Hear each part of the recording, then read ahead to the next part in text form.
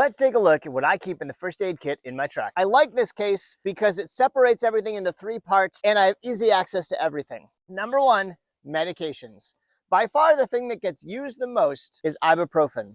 I carry Tylenol. Along with those two, I keep a smaller amount of medication. In here, I have 3 things that I use on occasion. Benadryl, great if you have an allergy problem or if you have some kind of allergic reaction. Imodium AD, there is nothing worse than traveling and getting a case of the runs. And Dramamine. Dramamine is an anti-carsick medication. Whether you're a kid or an adult, if you get carsick, it's a bummer. It's nice to be able to have this on hand. Number 2, tools. A good pair of tweezers. If you do buy an inexpensive first aid kit, chances are it's going to come with really terrible plastic tweezers that are going to do nothing for you. You want to have a good pair of tweezers for splinters, ticks, things like that. These came in an old backpacking first aid kit I've had forever. You could go to the makeup aisle and buy tweezers there as well. A flashlight. I have talked about flashlights a lot lately. It is really useful to have flashlight with you. This is a Coast flashlight. It just has one mode, on and off. The nice thing about this light is it has a clip that allows me to clip it right to my hat. So if I'm cleaning out a wound in the dark, I have an immediate headlamp. This guy takes a single AA battery and I replace the battery every year. A knife. I've gone through different iterations of having a pocket knife in here.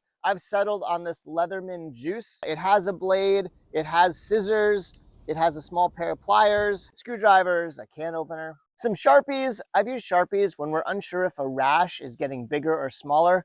We'll do a little dotted line around the rash on the skin. And that will quickly show you, is this rash increasing in size or decreasing in size? And this is a good moment to say, it's good to go through your first aid kit and see what's there, because I thought I had a pencil and notebook in here, but I do not. I suspect they're in the truck somewhere else. Number 3, medical supplies. For starters, you want to be able to clean out a wound that is dirty. I have alcohol pads. I replace these every couple years because they will dry out even though they're sealed. So every now and again, check one, make sure that it's in good shape. And if not, put it on your shopping list and replace them. Antibiotic ointment. When you're traveling, sometimes it's harder to clean out a wound and you don't want it to get infected. Calagel and burn cream.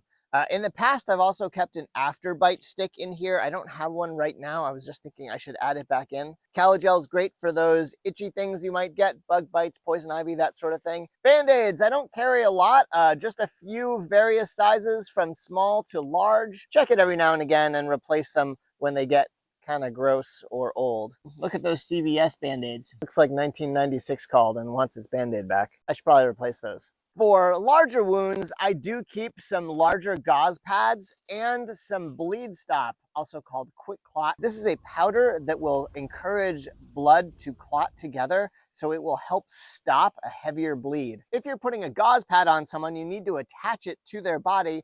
I use medical tape, and with the medical tape, I always fold over the end so it has a tab here if it's cold outside and you're wearing gloves, or if your hands are wet, if there's blood on your hands. You don't want to be trying to get the end of the tape off because it's attached to the layer behind it. You want to just be able to grab a tab and pull. Coban, this stuff sticks to itself. We actually used to use it on our horses sometimes. I've used it on the dogs if they've had a wound on their leg. Finally, get yourself some pads and some panty liners. I am married and we have girls, so having some pads and panty liners in the vehicle at all times is important. On top of that, if you don't have gauze or you've run out and you need a way to stop bleeding, these are great wound dressings. So guys, man up, go to the grocery store, buy a box of pads. You'll be glad you did. If you bump your head or bruise yourself in some way, bang yourself where you want to put ice on your body, you want to have an ice pack.